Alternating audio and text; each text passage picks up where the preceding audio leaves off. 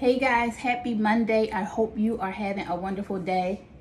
Oh my goodness, it's raining pretty hard. So I'm hope that you are up and moving and not still in the bed. I'm getting a late start today, but I'm here. I'm motivated. And I realized something yesterday. I sat down to do my budget, and I realized that it is time to start planning for next year. I have no idea what happened to this year. Well, I know, but this year really flew by. I was just talking to my former coworker and texting her like, I remember when you told me I needed to cancel my housewarming, or I need to take my computer home. And I'm like, look at me now. I don't even work there anymore. And you guys are still out. I had no idea that, people would be out of work this long. I had no idea that I would be quitting my job this year. But everything happens for a reason. I still think that it is one of the best decisions that I have made. Some of you as entrepreneurs, you may have been, or you may be struggling due to COVID or because of COVID. Some of you, like me, have decided to become entrepreneurs, and that is a wonderful thing. And as I was sitting looking over my budget, I realized that it's time to set some goals for next year. And so I want to give you 3 types of goals that you need to set for your business for next year.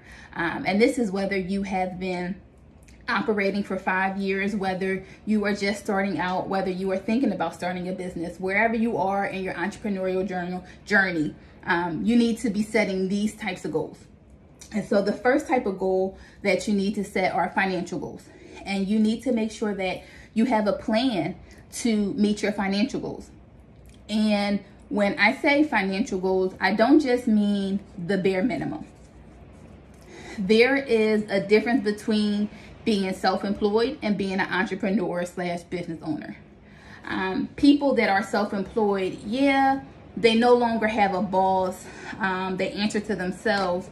But when you are self-employed, that means you are working day in and day out on your business. You are the business. If you aren't physically working in or on your business, you aren't making money.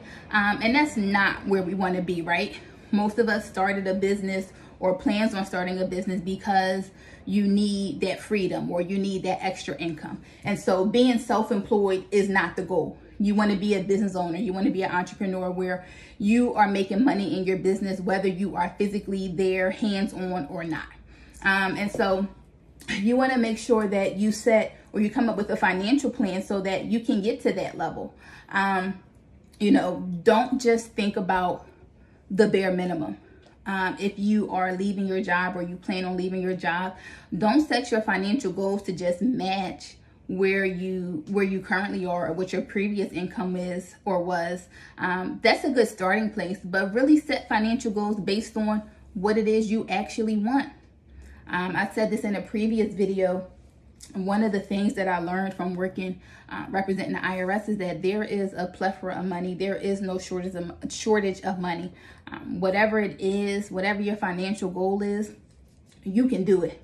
You just have to figure out what that number is and figure it out. Figure out exactly what you want your budget. What does your ideal budget look like? So that will require you to have a financial plan. Even for your personal life. What does it look like in terms of how much do you pay yourself?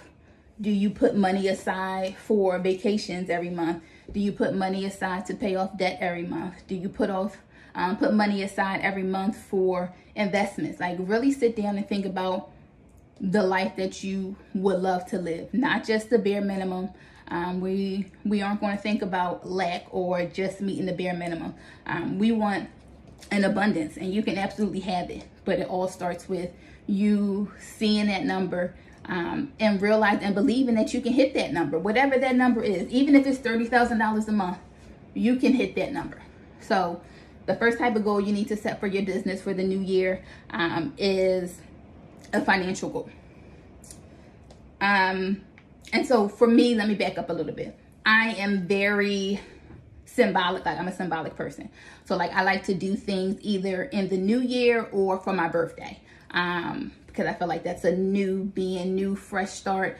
So even if you have been in business already, and you haven't really been selling or producing whatever it is, or you haven't been active in your business, it's never too late to start. You may feel like you were stuck and that's why you haven't been doing anything in your business. It's okay. Get that clarity that you need. Most of the time you are stuck and you aren't progressing in your business because you lack clarity. And so really think about what it is that you need to do to gain that clarity. What are you unclear about? Are you unclear about the problem that you solve? Are you unclear about the answer to that problem, like your product or your service? Are you unclear what to do about marketing? So whatever that clarity is that you need, gain that clarity and just start. So I plan on going really hard for the next four to 6 months, just to see what happens. You know, 2020 has been crazy, but it's time to get ready for 2021. Claim it right now that 2021 will be an even better year. It's your winning season, whatever that looks like for you. Start working now. I like to, I'm symbolic. I like to work. Oh, it's a new year, fresh start. But I'm actually going to get started right now. And if you set these 3 goals for your business, you should definitely see some growth. So in addition to financial goals, you need to also come up with a plan for your product or your service, whatever it is that you offer. Think about how you are going to make it better. Think about what services or products you want to add to your brand. Are there companies or other people, brands that you want to work with to expand the reach of your brand? And you can kind of come up with your plan by talking to your previous customers or your current customers. Ask them, are there things that they would like to see you offer or you add to your services and your products coming up? Ask them for feedback to improve the things that you currently offer. Think about the problem that your product or your service answers. Do you believe that you are still answering that problem or helping people solve that problem in the best way possible? You just have to think about the things that you have been doing. Think about what has been working and what hasn't been working. And definitely make the necessary adjustments. Being an entrepreneur is all about being flexible. It may look totally different than when you first started out, but just stay flexible. Come up with a plan for your product. And you should, always be growing, always be building. Once you have, one product or service under your belt and it's going pretty well, think about either improving that one or adding to your products and services. So that's the second goal you need to set for your business.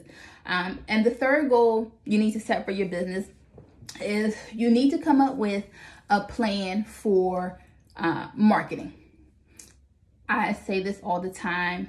Outside of the actual product or service that you offer, marketing is the next most important thing of your business, right?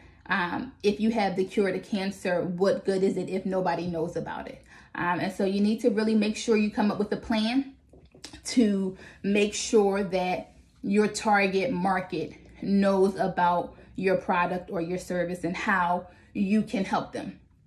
Revisit your marketing plan or the things you have done in marketing over this past year or 2 years, however long you've been in business. Look and think about the things that have worked for you. Think about the things that didn't go necessarily as planned, and those things that didn't work out for you.